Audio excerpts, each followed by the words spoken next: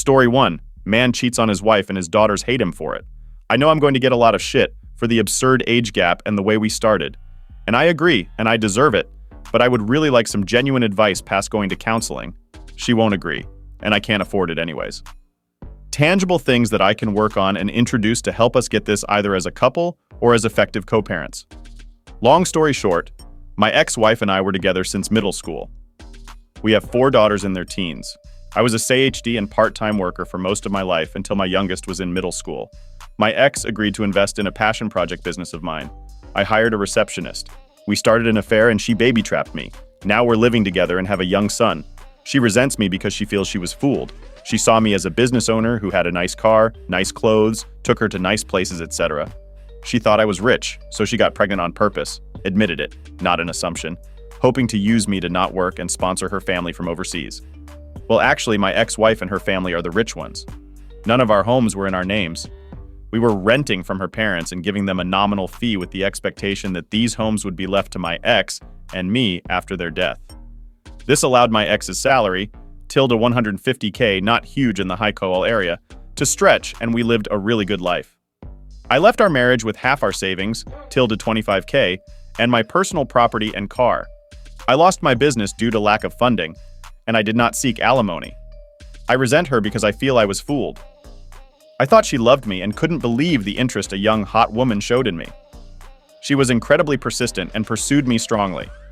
But she has no feelings for me, no care or desire. Now that the ruse is dropped, I can't believe I gave up my entire life for what I see was an ego trip.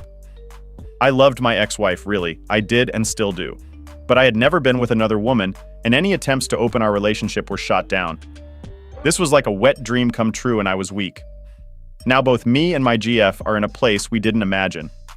She's living in a shitty apartment with an old man and still has to work. I've lost my kids, the love of my life, my family, my lifestyle, my business, and it's all 100% my own fault. She stopped being intimate with me as soon as she found out I wasn't rich. We're still together on my end because I feel like I need to have something to show for this shit show of a situation. At least I got a son and a partner out of it. At least it wasn't for nothing. And also because I don't trust her with our son. She would never agree to give me full custody, and she's not a good mother.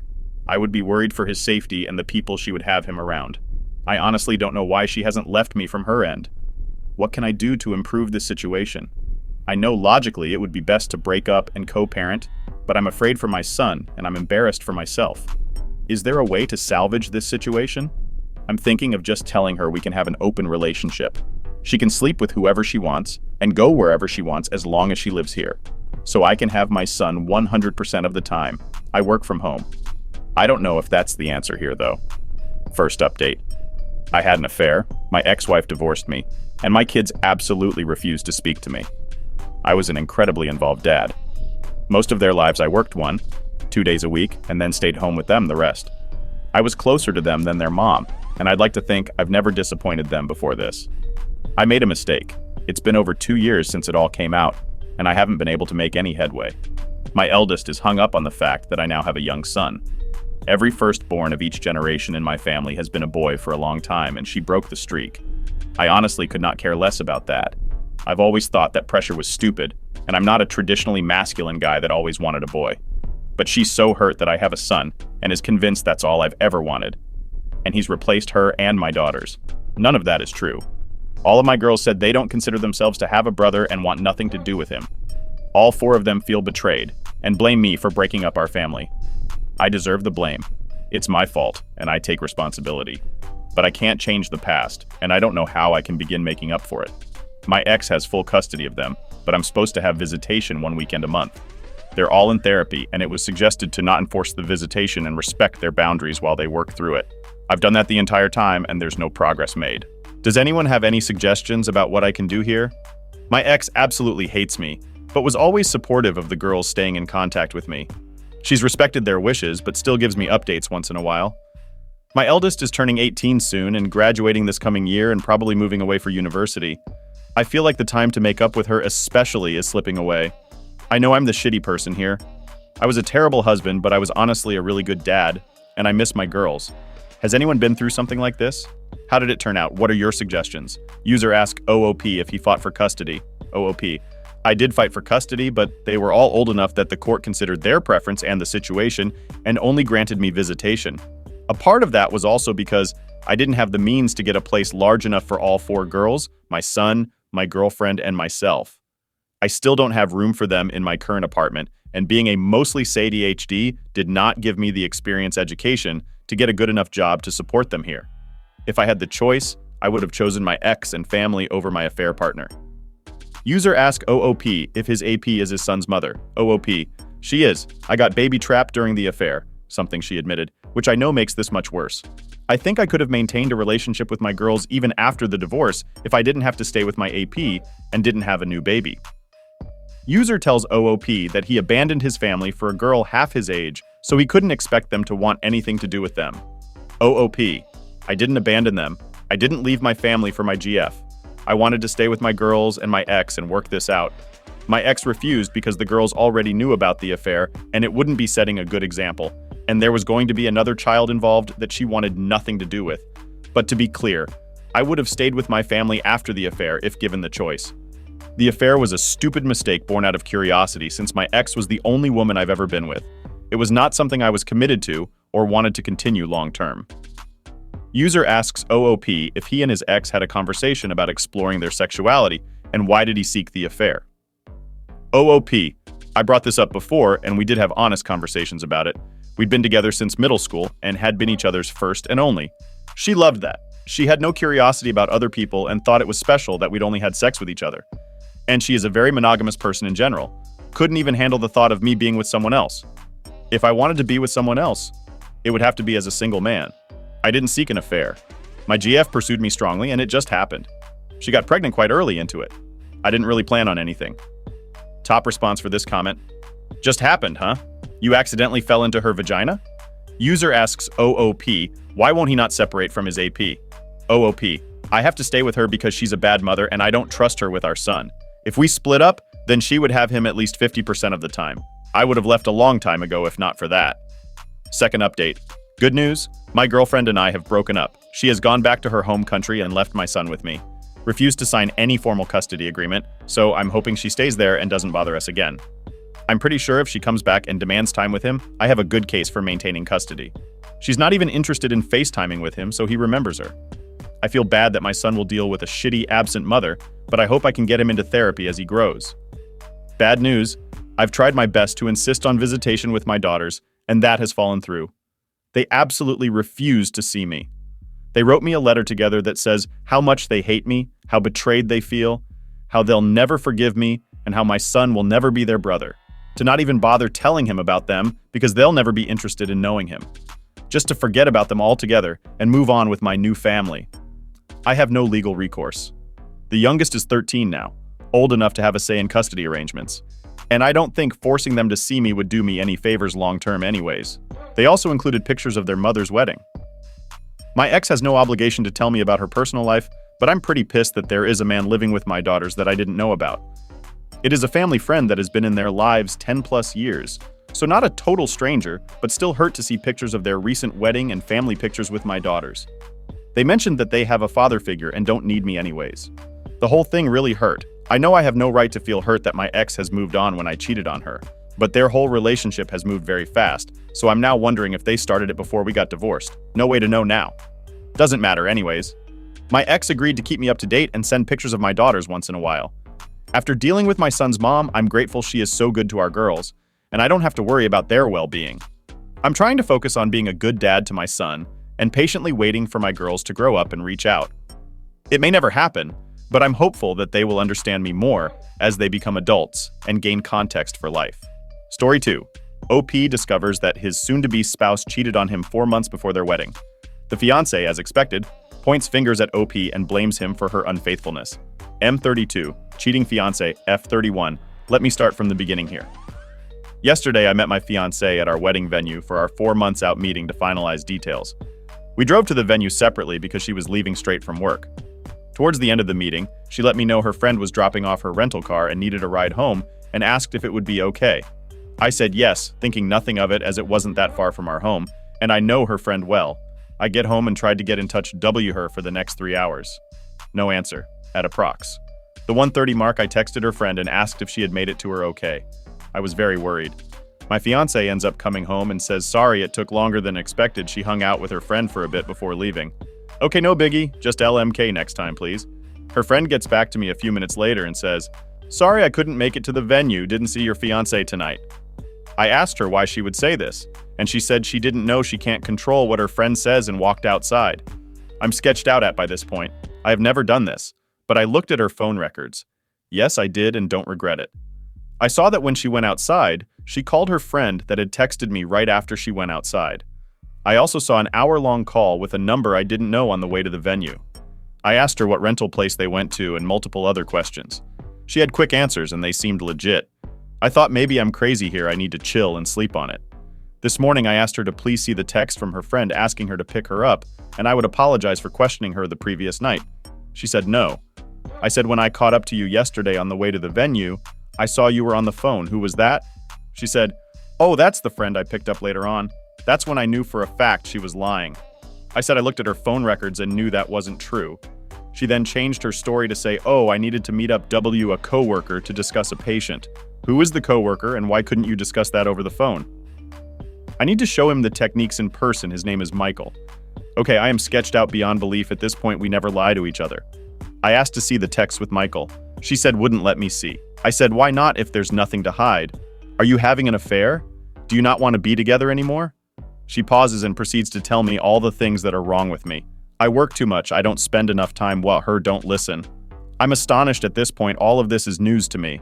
I put two and two together at this point. I know something sketchy is going on. I again asked to see the texts. It took about a half hour of convincing to see these texts, and they were crazy. Sexual in nature and talking a lot of shit about me. Also, how she wanted to be with him and how they're essentially in love. She started this job 1.5 months ago. He is her coworker. He is also 15, 20 years older and divorced multiple kids. I've been financially supporting her for the last few months as she got back on her feet and was working extra so she wouldn't have to pick up a part-time job. We own a house which we both live in with 3 dogs and a horse. Sorry for the novel, I am beside myself right now. I did not see this coming, and we were going to get married in 4 months. Any advice would help. Update. As an update, I was finally able to sit down with her tonight and go over this. Again, she came in trying to blame me for what she did, trying to justify the cheating and lying as a direct result of my lack of communication and listening. She said she wouldn't have had to start talking to this guy if I had been listening better. I spend too much time in the office working and don't dedicate enough time to her. I tried to explain that I was putting in extra hours to try and support her and the family financially while she was struggling so she wouldn't have to get a part-time job. She said she would have rather gotten a part-time job, which makes no sense to me. She was under the impression that because this was short-lived, 1 week she say, and they only made out once, that we could move past this. When I brought up the text where she was trashing me and talking sexual with him, she deflected hard. And I got nowhere with that. I told her that I'm not the reason that this is happening. She went too far and should have communicated with me or thought about the implications first, that I can never trust her again, and this is all because of her actions. Whether she wants to try and justify this as my fault is up to her. At the end of this part, it got a bit calmer.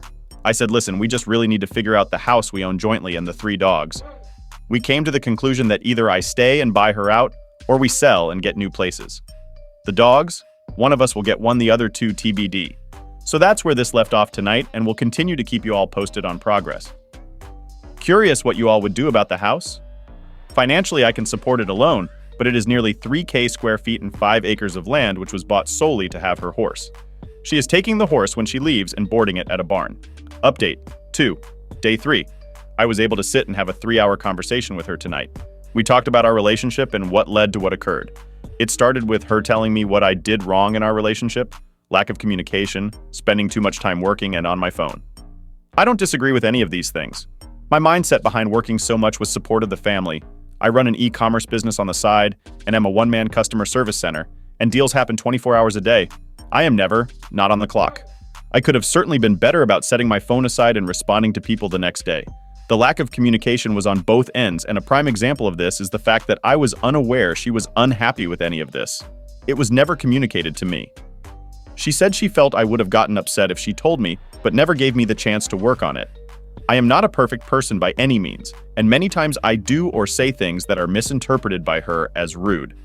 An example of this is a week or two ago, I was trying to help her with a budget with her financial problems to try to set up a plan to get her on track. To note, I work in the financial industry and do this for clients all the time.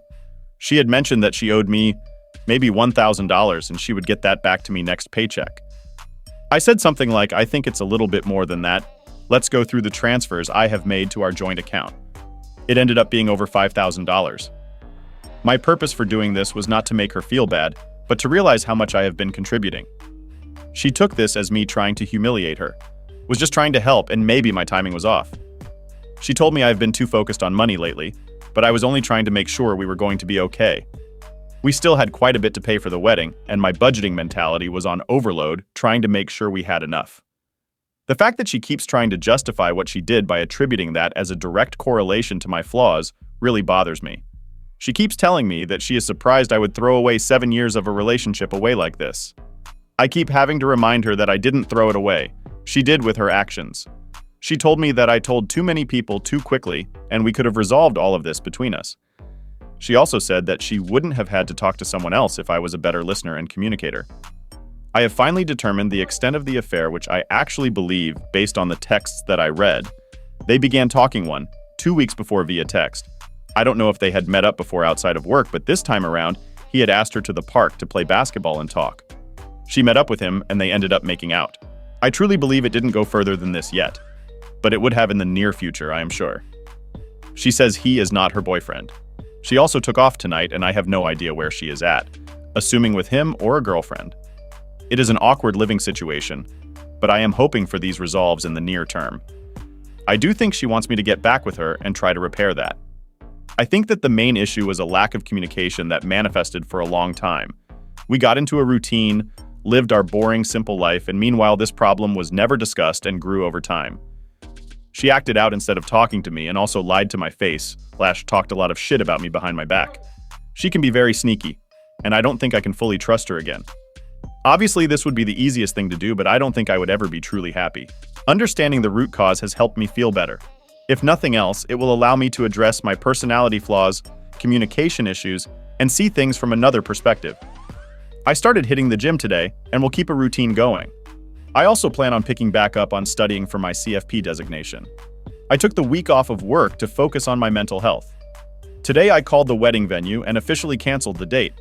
We were able to get some money back but lost a bit unless the date can be resold to another couple. Unlikely. I also spoke with her parents again to keep them apprised. They live far away and I'm sure are worried sick. I continue to let them know everything is fine and calm and they don't need to worry about their daughter. I did some research, and with interest rates where they are today, I will not be able to find a comparable house for the mortgage I pay for this. Can barely find an apartment for less nowadays. I think my best option is to try and buy out her share and have her find an apartment. She seems agreeable at this time. We will have an appraiser out to assess value and see what half of the equity would be and if that is doable for me. My questions to you all are, does this change your mind at all about the situation? Am I handling this properly? If not, what should I be doing different? Update 3. It's been nearly a month since this whole situation went down, and I owe you all an update. Has been a very busy, emotional, and eventful month. So, I am not going to lie, the few days after this happened to me, I was a pathetic mess groveling to get back with this cheating pause. It's embarrassing to admit, but it happened, and it was all part of the process of moving on. While in this vulnerable state, I tried everything I could to do things right, make things better, but nothing worked. I was actually told that she had to make a decision, me or him, and she did the right thing choosing him. I think that's when I woke up and realized I had let my self-worth go down the drain, and I needed to take a step back and really focus on me and what was best for me. It is hard after 7 years of doing everything for someone else to focus on your own needs, but that's exactly what I have been doing since. I moved our joint savings accounts to my individual checking account. I did the math of what was owed to me and transferred half of the balance back to the joint account for her to take. I have been working out every day since this happened. It makes me feel good to not only improve how I look, but helps me continue to think clearly. I've gone suit shopping, for a massage, out with friends and family. Not only was this relationship isolating of my friends and family, which should have been a huge red flag, but I never did anything for myself. Buying clothes is just not something I would do. I was always worried about providing for my sig other and animals. I've been seeing a therapist for the first time in my life. on a weekly basis. It helps me talk things out and my decision making. It is something I will probably continue to do after this situation resolves just to continue to improve myself. Now, for the bigger items, I am still living in the house with the ex. She is sleeping in the guest bedroom, and we are at a point where the only communication is, "Did you feed the dogs?" I think she is a terrible person, and no matter what I say, in her mind, this is my fault.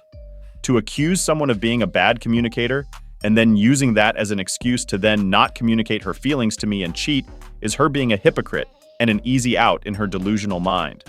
I stopped bothering trying to reason with her because she is unreasonable. I've been keeping the ball rolling with listing the house for sale. I contacted an agent, had them come, and was happy with the proposed sale price. She then requests that I contact 2 other agents and get their opinions, one of which was recommended by her friend. Yes, I made all the calls, set up all the appointments, and met with these people. This is how the relationship always was, and even though it's not fair, I have been willing to do it all to get the hell out of here. After meeting with all 3, we ended up going with the first agent. Pictures were taken on Sunday and the house was listed for sale Sunday night. Open house next Saturday. Already getting a lot of attention on the RE sites. She will be taking the horse to a barn somewhere TBD. I had a conversation about the dogs and offered to take 1 or none. She said she would take all 3 of them to keep them together. They are a happy bunch, and I don't want to fight over taking one if that will break them up. It also selfishly allows me to pursue a clean start.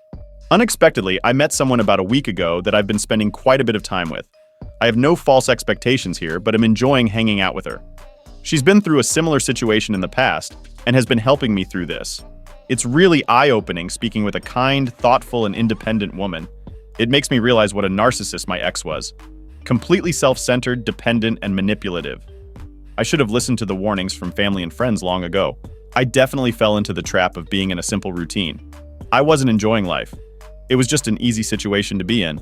Nice house, lots of land, great animals, didn't want to rock the boat. So I just continued on. You don't really realize this until you take a step back and truly reflect. Some might say it was wasted time, but I am really using this as a learning experience. I will not ignore red flags in the future. I will not fall into the simplicity trap. I will continue to maintain relationships with friends and family. I just want to end this with a huge shout out to everyone on here that commented on my original post. I posted on Reddit because I had no idea what to do. Those of you that took the time to try and help a complete stranger on Reddit are amazing. I read every single comment, and they all helped me get to where I am now. I'm looking forward to the next chapter in my life, wherever it takes me. Thank you all, truly.